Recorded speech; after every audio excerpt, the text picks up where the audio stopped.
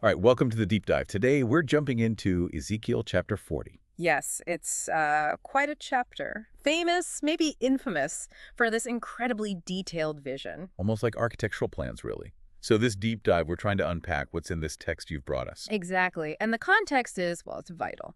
This vision comes to Ezekiel in the 25th year of exile. 25th year. So that's what, 14 years after Jerusalem fell. Precisely. Imagine the state of the people, deep loss, confusion. And then on this specific day, the 10th of the month, the text says, the hand of the Lord was upon him. Right. And in the vision, he's taken aback, isn't he? Back to the land of Israel? Mm-hmm. Set down on a very high mountain, and he sees something to the south. Looks like buildings, like a city. That's the backdrop. And he meets someone there, a guide. Yeah, a guide. Described visually appearance like bronze. And he's got tools. Tools! Like for building. For measuring. A linen cord and, importantly, a measuring rod. It signals precision right away. And this guide gives Ezekiel his instructions, pretty much sets the agenda for the whole vision. He does. It's direct. Son of man, he says, look with your eyes, hear with your ears, pay attention to everything I'm going to show you. Because that's why he was brought there. Exactly. And crucially, tell the house of Israel everything you see. So observe and report, meticulously. That's the core mission here. Not interpretation, at least not yet. Just see it, measure it, describe it. And the level of detail that follows is just, wow. It really does read like specifications. It does. Let's start where the vision starts, with the boundary. Okay, so the first thing is a wall surrounding the whole area. Right, a defining wall. And the guide immediately starts measuring it with that rod. Ah, the rod. You mentioned it was special. Yeah, it's defined 6 long cubits, and each long cubit is a standard cubit plus a handbreadth, so a bit bigger than usual. Okay, got it. And the wall's dimensions? Simple but precise. Yeah. 1 rod thick, 1 rod high, using that specific rod. So a clearly defined, measured boundary, not just a rough enclosure. No, very deliberate. From there, they head to the east gate. The east gate. Seems like a main entrance. He climbs steps to get there. Yes, there are steps. And inside, the measuring just keeps going. The threshold, the guard, alcoves. Alcoves, like little rooms for guards. Seems like it. 1 rod long, 1 rod wide. And there are projecting walls between them 5 cubits thick. Okay. And more measurements. A threshold by the portico itself. Right. The portico is 8 cubits deep. Its jambs 2 cubits thick. And it faces inward towards the temple area. And inside this gate structure, more alcoves. 3 on each side, and the text emphasizes they're all the same size, matching the projecting walls. Consistency again. You also get the width of the entrance, the length. It's really specific.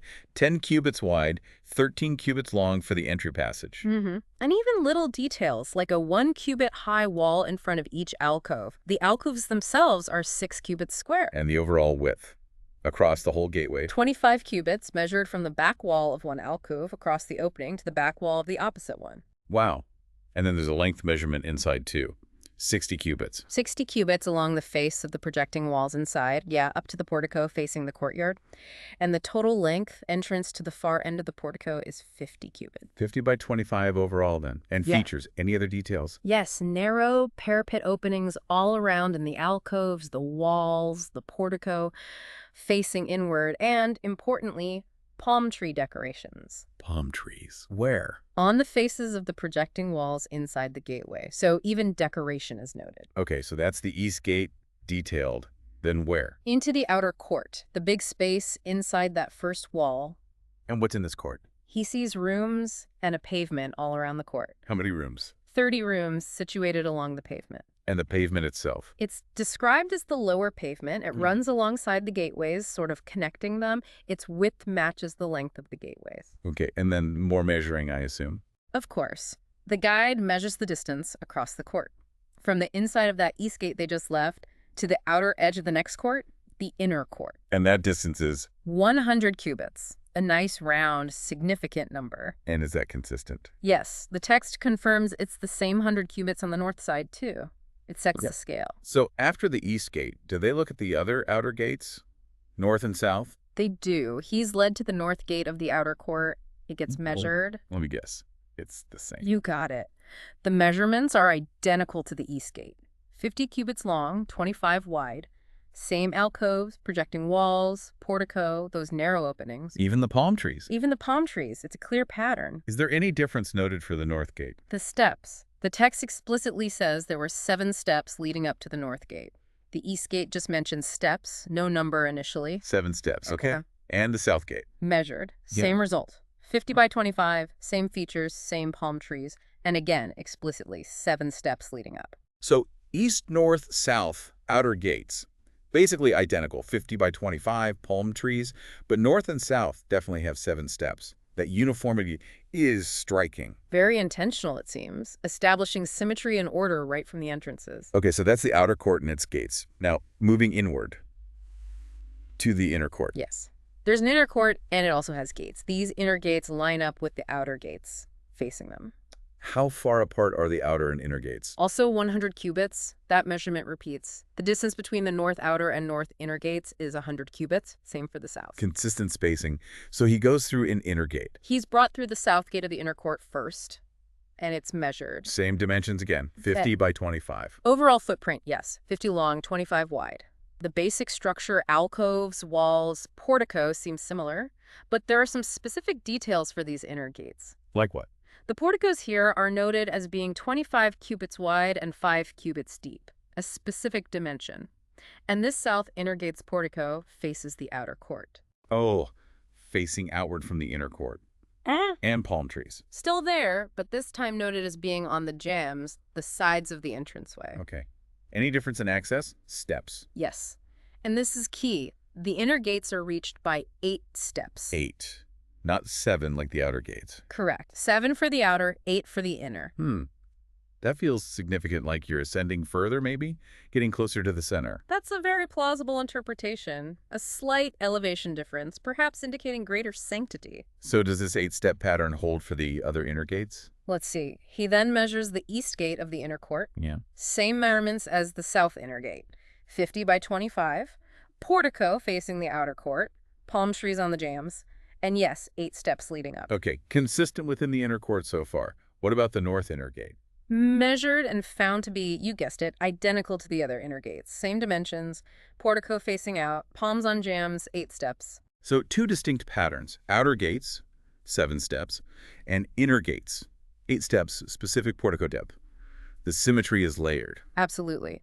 Now, the vision moves beyond just the structures of the gates and courts to their function, particularly around sacrifice. Right, this isn't just an empty building. What functional areas are described in the inner court? Well, near the portico of each inner gateway, there's a specific room mentioned. A room for what? For washing the burnt offerings. A practical preparatory space. Okay, and sacrifice involves more than washing. Tables, maybe. Lots of tables. Inside the portico of these inner gates, there were 2 tables on each side. So 4 tables within each inner gate's entrance area. Exactly. And their purpose is stated for slaughtering the burnt offerings, sin offerings, and guilt offerings, right there in the gateway. But wait, there are more tables mentioned, aren't there? Especially near the north gate. Yes, the vision really details the setup for sacrifice. Outside the north inner gateway portico, near the steps, there are another 8 tables described specifically for slaughtering. 8 more. How are they arranged? 4 on one side of the steps leading up to the gate, 4 on the other side. So a total of 8 dedicated slaughtering tables just outside that north entrance. That's a lot of space dedicated to preparation. It implies a significant scale of activity. And there's another set of tables, too. Still more. What are these for? 4 tables made of dressed stone. Specific dimensions again. 1.5 cubits long, 1.5 wide, 1 cubit high. Stone tables. Different purpose. Yes, these were for placing the utensils used in slaughtering the burnt offerings. The tools of the trade, so to speak. Utensil tables, and one more detail, hooks. Right. Double-pronged hooks, a handbreadth long, attached to the wall all around in these areas, presumably for handling the carcasses or portions. Wow. Washing rooms, slaughtering tables inside and outside the gate, utensil tables, hooks.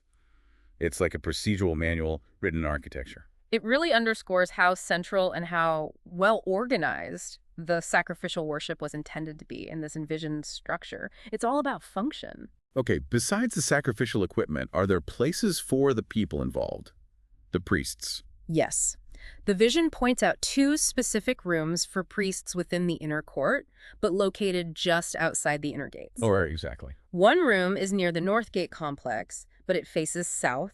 The other is near the south gate complex facing north. And do these rooms have different assignments? They do.